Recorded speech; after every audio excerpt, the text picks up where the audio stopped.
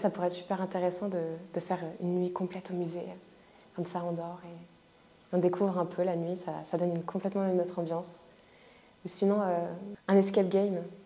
Ça, c'est vraiment quelque chose de vachement drôle à faire avec des amis ou avec la famille.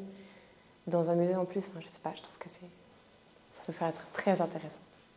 Je crois qu'ils s'enrichissent, je l'ai déjà dit, d'expositions temporaires de plus en plus remarquables qui boostent la fréquentation du musée, que ce soit aussi un lieu où les Oléronais retrouvent à la fois leur histoire et leur futur, justement par des conférences, par des débats sur l'avenir de l'île d'Oléron, le bâti par exemple, que devrait être le bâti dans l'île d'Oléron dans les 20 prochaines années, que pourrait être la vie quotidienne, les relations avec l'activité touristique, des débats donc d'aujourd'hui et de demain pour préparer un bel avenir à l'île d'Oléron.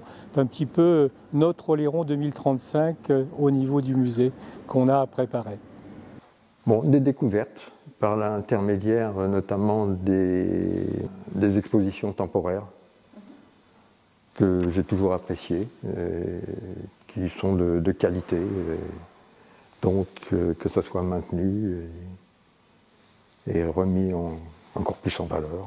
C'est vrai qu'il y a des fois où on pourrait se croire, s'attendre à rencontrer quelqu'un, une personne du temps jadis, au milieu de ces choses, en train de travailler, ou au vin, ou à la mer. Je trouve le travail du musée auprès des enfants très intéressant.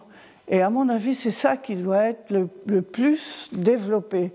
Le travail auprès des classes, auprès des enfants, auprès des jeunes. Je pense que le tactile, c'est quelque chose qu'il ne faut pas perdre. Revenons à des choses essentielles. Le contact humain, le contact physique, et puis l'envie de poser son téléphone, de prendre son temps pour réfléchir dans des lieux silencieux, pour prendre le temps de la lecture, telle que l'exposition qui est ici.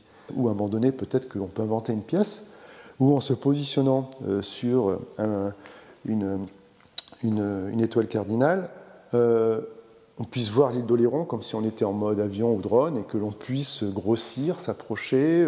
Et si dans ce musée, on pouvait avoir un peu de hauteur virtuelle, de façon à ce qu'on puisse découvrir les villages par le haut, qu'on puisse découvrir les aménagements, qu'on puisse jouer la cartographie des aménagements qui sont portés par la communauté de communes ou par les communes, mais moi je pense que ce sera un vrai plus pour ce musée.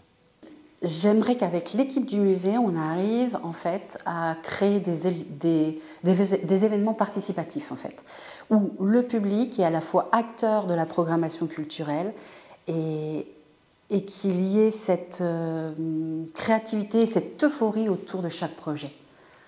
J'espère qu'il y aura beaucoup de visiteurs au musée. Venez tous!